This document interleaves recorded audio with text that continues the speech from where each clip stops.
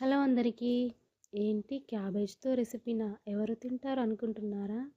అవును. క్యాబేజ్ తినని వారు కూడా ఇష్టంగా తినే రెసిపీ ఇది. ముందుగా క్యాబేజ్‌ని చిన్న చిన్న ముక్కలుగా కట్ చేసుకొని వాటర్‌తో మంచిగా కడిగి పెట్టుకున్నాను. క్యాబేజ్‌తో పాటు మిగిలిన ఇంగ్రీడియెంట్స్ ఏంటో చూద్దాం. శనగపిండి, బియ్యం పిండి, కారం, ఉప్పు, గరం మసాలా, కొత్తిమీర మరియు కరివేపాకు.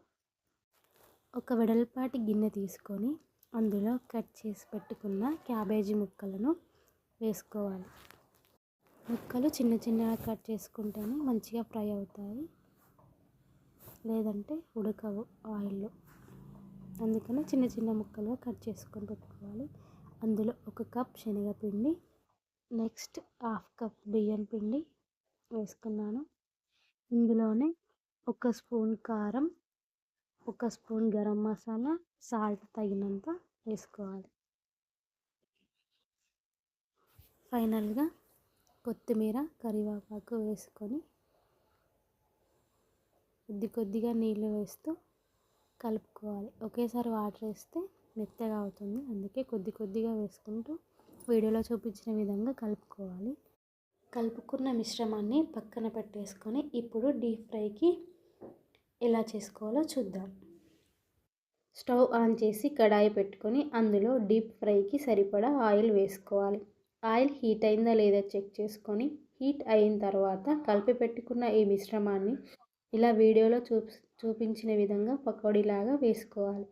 ఇలా వేసుకున్న తర్వాత పకోడీ మంచిగా ఫ్రై చేసుకోవాలి. ఫ్రై చేసుకునేటప్పుడు స్టవ్ ఎప్పుడు మీడియం ఫ్లేమ్లోనే పెట్టుకోవాలి, లేదంటే మాడిపోతుంది. ఎంత బాగా ఫ్రై అయితే అంత బాగా క్రిస్పీగా ఉంటాయి. బియ్యం పిండి వేసుకుంటేనే పకోడీలు క్రిస్పీగా వస్తాయి. బియ్యం పిండి వేసుకోకపోతే శనగపిండి వల్ల పకోడీలు మెత్తగా వస్తాయి. సో ఇలా ఫ్రై అయిన తర్వాత ఒక బౌల్లో తీసుకొని పక్కన పెట్టుకోవాలి. పకోడీలు పూర్తిగా వేయడం అయిపోయిన తర్వాత ఈ పకోడీని వేరే సర్వింగ్ బౌల్లో తీసుకుంటే వేడి వేడి పకోడీలు రెడీ. ఇవి ఈవినింగ్ స్నాక్స్ లాగా తినొచ్చు, లేదా సాంబార్, పప్పుచారు చేసుకున్నప్పుడు సైడ్ డిష్గా చాలా బాగుంటాయి. ట్రై చేసి చూడండి. పెద్దవాళ్ళే కాదు, చిన్నపిల్లలు కూడా ఇష్టంగా తింటారు. రెసిపీ నచ్చితే లైక్ చేయండి, షేర్ చేయండి, కామెంట్ చేయండి, సబ్స్క్రైబ్ చేయడం మర్చిపోకండి. Bye bye.